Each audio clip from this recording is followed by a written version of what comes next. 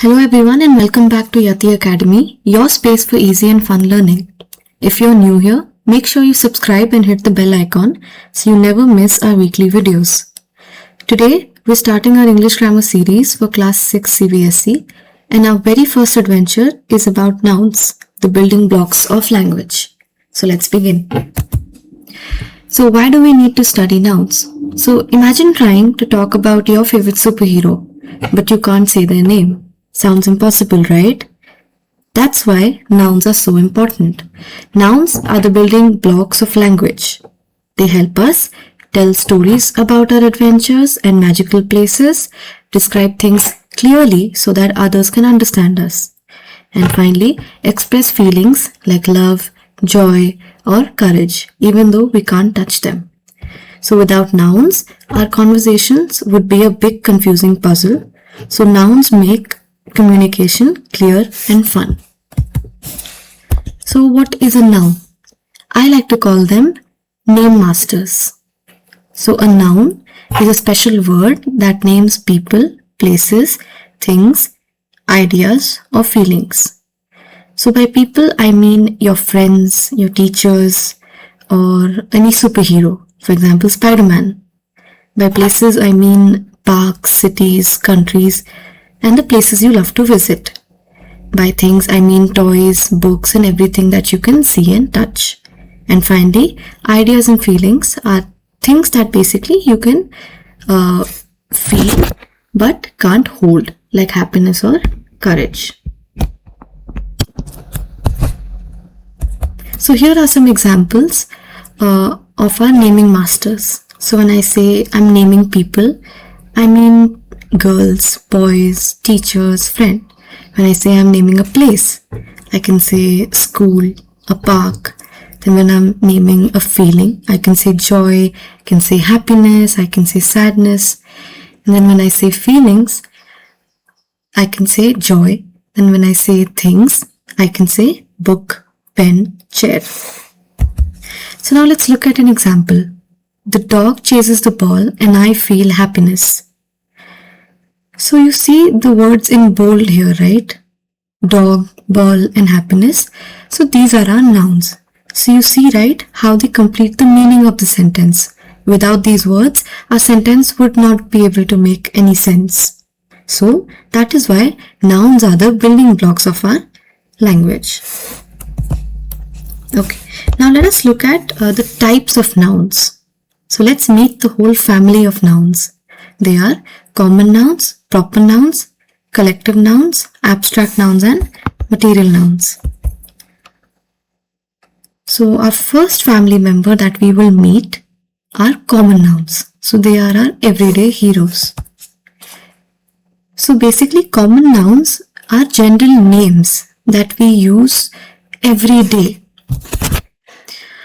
or things that we see every day. They are like the everyday heroes of our language. For example, the cat chased the ball in the park. So words like cat, ball, park, these are all common nouns.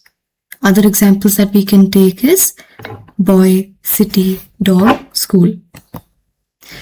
Now we will look at proper nouns. So proper nouns are like celebrities. They are special names of particular people, places, or things, and they always start with a capital letter, just like celebrities. For example, Rama went to Delhi on a Sunday to see the Taj Mahal. So words like Rama, Delhi, Sunday, Taj Mahal, these are special names of particular places or people or days. So whenever we're talking about any unique person or a unique place or unique thing, we call them proper nouns. And no matter where they are in the sentence, they will always begin with a capital letter. So now let's look at collective nouns. So I like to call collective nouns as bosses of bunches. So collective nouns name a group or collection of people, animals, or things acting as one team. So they are bosses of bunches. For example, a team of players, a flock of birds, a bunch of flowers, a herd of animals. So it is a special kind of a noun that talks about a group of people, animal, or thing all together as one unit. So you can think of it like this. You can have one bird and you can have 5 birds. But if those birds are flying together, you can call them a flock. So here, flock is the collective noun. One word that means many birds together. So some examples include a team of players. So instead of saying 10 players, I can say a team of players. Instead of saying a lot of cows, I can say a herd of cows. Instead of saying many grapes, I can say a bunch of grapes. And instead of saying several wolves, I can say a pack of wolves. So words here like team, herd, bunch, pack, all these are collective nouns. So if you want to remember it, you can remember it as a collective noun is like a basket that holds a lot of things inside it. But instead of a real basket, it's just one word. That word tells you what kind of group it is. So there's a fun fact here. Some collective nouns are really quirky. For example, a murder of crows, a parliament of owls, a school of fish. So they don't always make sense, but they make the language colorful. Now we will look at abstract nouns, which are our invisible superheroes. So abstract nouns are feelings, ideas, or qualities that you cannot see or touch, but can definitely feel, like invisible superheroes of our minds. For example, words like love, happiness, courage, friendship. These are all abstract nouns. So an abstract noun is a word for something that you cannot see, touch, taste, hear, smell, but you know it exists because you can feel it or you can think about it. So it's like the invisible treasure that you can't put in your backpack, but it is very real. So the trick to remember abstract noun is if you can hold it in your hands, it is not abstract.